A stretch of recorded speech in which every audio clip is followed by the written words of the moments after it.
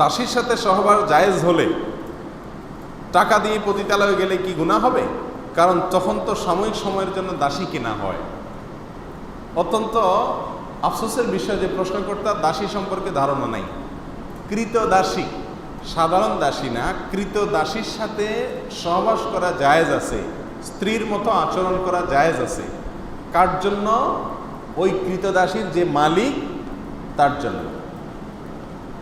কৃতদাসীকে তিনি মনে করেছেন কৃতদাসী মানে হলো বাসার কাজের লোক, নাউজুবিল্লাহ। কৃতদাসী হলো যুদ্ধের পরে, মনে করেন মুসলিমদের সাথে অমুসলিমদের যুদ্ধ হলো, সেই যুদ্ধের পরে পরাজিত যারা, তাদের মধ্য থেকে যারা বন্দী হয়ে চলে আসছে, যুদ্ধবন্দী, এদের মধ্যে পুরুষদেরকে বলা হয় কৃতদাস আর মেয়েদেরকে বলা হয় কৃতদাসী। তাহলে যুদ্ধবন্দী হিসাবে গ্রেপ্তার হয়ে কোনো একটা পক্ষের হাতে না আসলে তাকে কৃতদাসী বলা। যদি একটা লোক কাজের লোক হয়, কাজের বুয়া হয়, পুরুষ হোক মহিলা হোক, সে কখনো কৃতদাস কৃতদাসী না। কৃত দাস কৃতদাসী, যাকে ক্রয় করা হয়, বিক্রয় করা হয়, এ অপশন আছে। এখন কৃতদাসী যদি যুদ্ধবন্দী হিসাবে আসে, যে ব্যক্তির মালিকানায় আসবে, অর্থাৎ যোদ্ধাদের মধ্যে যে বন্টন করা হবে যুদ্ধলব্ধ সম্পত্তিতে, যার ভাগে পড়বে সে তার মালিক। সে চাইলে তাকে রাখতে পারে, চাইলে তাকে বিক্রিও করে দিতে পারে। এ হলো কৃতদাসী সম্পর্কিত সংক্ষেপে কথা।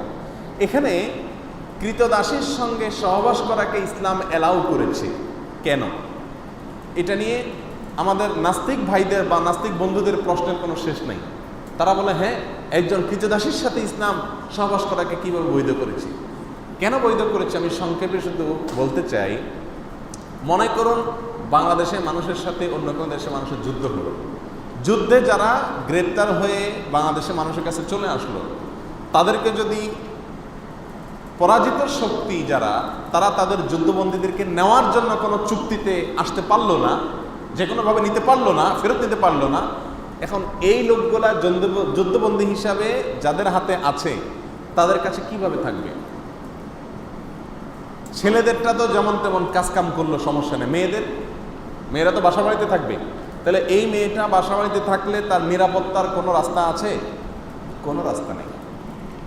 একজন নিরীহ মেয়ে যদি আপনার বাসায় থাকে, আপনার ভেতরকার পশুত্ব তার প্রতি হামলে পড়ার জন্য আপনাকে প্ররোচিত করবে কি করবে না? এটা হলো ন্যাচারাল বিষয়, এটাকে অস্বীকার করার কোনো সুযোগ নেই, এটা বাস্তবতা।